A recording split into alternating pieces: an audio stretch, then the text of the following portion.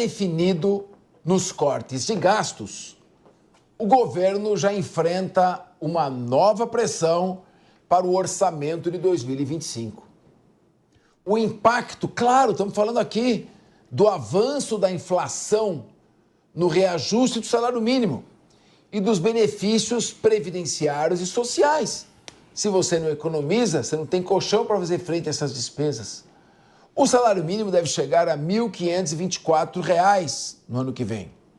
De acordo com os cálculos da XP Investimentos, obtidos pelo Globo, isso vai acarretar um impacto nas contas públicas. Esse reajuste representa um gasto extra, olha só, mais 13,3 bilhões de reais, além do que estava previsto no orçamento proposto pelo governo. Isso, claro, inviabiliza ainda mais o cumprimento da narrativa da meta fiscal zero. Diego Tavares, será que o governo só vai perceber que não adianta ficar falando de Yanomami, de salvar a Amazônia, a democracia, os artistas, a narrativa, diminuir jornada de trabalho? Não adianta mais ficar com tantas narrativas, factoides, se a economia estiver indo mal. Diego Tavares, você, um brilhante, experiente, embora jovem advogado, diga alguma coisa para quem está no comando. Diga porque a inflação vai disparar ano que vem. A picanha e a cerveja vão ficar cada vez mais distantes. A picanha, especificamente, Capês, 16% mais cara já nos próximos dias, segundo as últimas análises econômicas. Mas, Capês, olha, eu acho que é mais inocente quem acredita no déficit zero do que minhas filhas que acreditam que o Papai Noel vai trazer os presentes agora nesse Natal que se avizinha. Realmente, o que a gente observa, o cenário econômico de modo geral, não é favorável para o país. E esse reajuste do salário mínimo, evidentemente, que também não contempla nem mesmo as necessidades básicas do brasileiro. E o Brasil, ao invés de estar pensando em desenvolvimento, ao invés de estar pensando, como nós já estamos constatando aqui, corte de gastos, enxugamento da máquina pública, criar um setor produtivo mais dinâmico, abrir mais o seu mercado, está pensando o quê? Em regulamentação das relações trabalhistas, está pensando em questões a respeito da segurança pública que também não chegam nem perto de tratar o problema com a seriedade que merece, a exemplo da proibição de revista íntima em prisões, a ADPF das favelas que foi pautada novamente. Então, em síntese, existe um descolamento muito grande em relação à cúpula das nossas autoridades da realidade do brasileiro, e na economia, infelizmente, não é diferente. A receita está dada, nós precisamos com urgência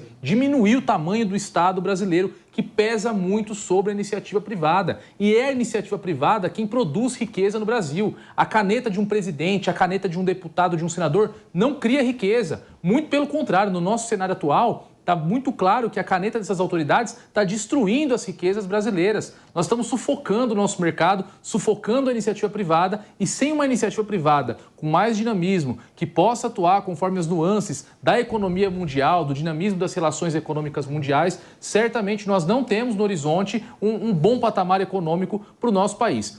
Se eu posso dar um recado para as nossas autoridades aqui, para o ministro Haddad, para o presidente da República, usando esse microfone gigantesco que é a audiência da Jovem Pan, que são os nossos programas aqui da Pan, coloquem em mente que nós precisamos diminuir e muito o tamanho da máquina pública e liberar o setor produtivo para produzir riqueza no nosso país.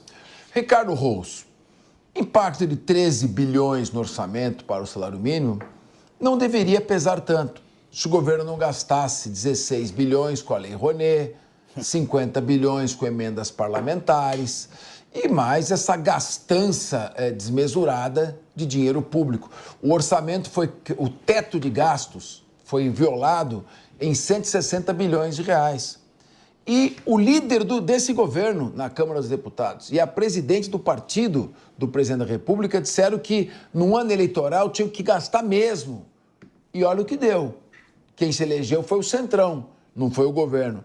Então, a receita da irresponsabilidade fiscal parece que não está dando certo, né, o Ricardo Rous? Não está dando certo, mas eu vou dizer aqui uma coisa que é preocupante para todos nós. Eu acho que essa receita o governo vai continuar insistindo nela, apesar dos esforços do ministro Haddad de uma parte do governo, uma outra parte não quer. 2026 está logo ali, como a gente já falou, e o que vai acontecer é que vai aumentar a dívida pública brasileira. A relação dívida-PIB no Brasil vai passar dos 80%, como você já disse, já passou de 1 trilhão e ela vai aumentar em 2025. Nós não teremos cumprimento da meta fiscal zero, isso não vai acontecer. O governo no ano que vem vai gastar mais, vai acender um alerta amarelo em todos os lugares, porque realmente 2025 é um ano antes das eleições e o governo precisa, no pensamento da presidente nacional do PT e de outros membros do governo, gastar mais, ao invés de fazer, de fato, o controle fiscal e o corte de gastos necessários. Está uma briga imensa entre alas do governo antagônicas, apesar de estarem todos dentro do mesmo governo, pensam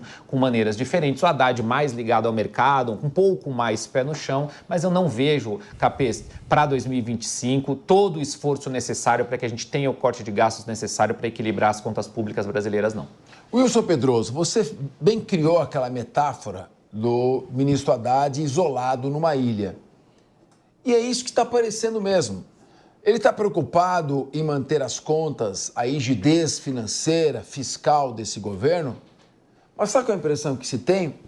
É que cada ministro está preocupado só com o seu futuro político, não está preocupado com o governo. Impressão, ou seja, não corte dinheiro na minha pasta, isso não é impressão, porque a pasta minha precisa servir aos meus projetos políticos e à minha promoção pessoal. E aí eu pergunto então para você, cadê a liderança do governo? Cadê a liderança do presidente da República para dizer quem manda aqui sou eu, quem não estiver satisfeito vai embora e eu vou determinar os cortes que são necessários. Que história é essa, Wilson Pedroso? Daqui o ministro o Carlos Lupe, da Previdência Social, aqui não vai cortar, o outro começa a bater o pé. Não tem mais autoridade? É o Centrão e os ministros que mandam nesse governo? O Capês, não é autoridade do presidente. Ele tinha que dar plenos poderes para o Ministério da Fazenda adotar os cortes necessários para ter equilíbrio. Mas eu queria falar um pouco do salário mínimo, né? A gente fica falando, vai aumentar o salário mínimo, trilhão.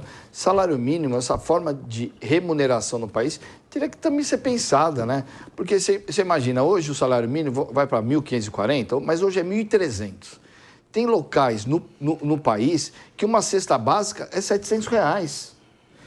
Aí sobra 700, 800, 900 mil, sobra R$600 para o resto de todas as necessidades, inclusive habitação.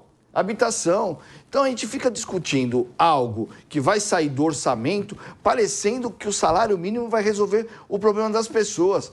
E volto a dizer o negócio da Bolsa Família também. Uma Bolsa Família, numa família de 5 pessoas,